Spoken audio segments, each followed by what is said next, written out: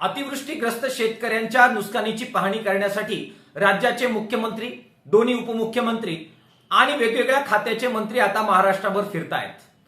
कोणी ट्रॅक्टरच्या टपावर चढतंय, कोणी होड्यांमधून फिरताना फोटो काढतंय, तर कोणी पाण्यात उतरून शेतकऱ्यांच्या ह्या दुःखाची पाहणी करतंय। मला वाटतं ह्या सगळ्या नौटंकी करण्यापेक्षा मंत्रालयात बसून त्यांचा जो 30 मे 2025 चा शासनादेश आहे तो जर बदलला, ज्याच्यामध्ये सांगितलंय की 1 हेक्टर कोरडवाहू जमीन जर खराब झाली तर आम्ही किती रुपये देणार, 8,500 रुपये फक्त, ज्याच्यामध्ये 1 एकरची नांगरणी सुद्धा होणार नाही। बागायती जमीन खराब झाली तर किती देणार, प्रति हेक्टरी केवळ 17,000 रुपये।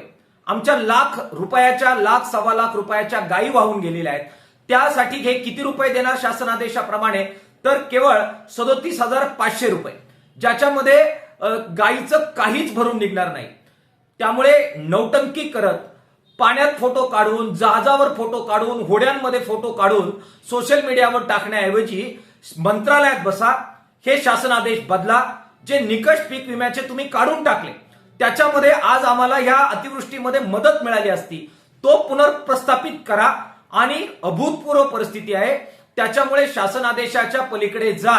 एका एकरला किमान 50,000 रुपये कसे देता येईल शेतकऱ्यांना, आणि ज्या शेतमजुराचं आज श्रमाचं नुकसान झालेलं आहे, त्याला जगणं मुश्किल झालेलं आहे, त्याला तातडीची 25,000 रुपये मदत ही कशी देता येईल, यासाठी शासनादेश काढा, धोरण घ्या। हे करणं आज जास्त महत्वाचं आहे। नौटंकी करण्यापेक्षा अशा प्रकारचे निर्णय हे राज्य सरकारने, मुख्यमंत्री आणि उपमुख्यमंत्र्यांनी घेतले पाहिजेत। अशा प्रकारचं आवाहन किसान सभेच्या वतीनं आम्ही त्यांना करतोय। नौटंकी थांबवा, ठोस मदत करा, ही कळकळीची विनंती किसान सभेच्या वतीनं आम्ही त्यांना करतो आहोत।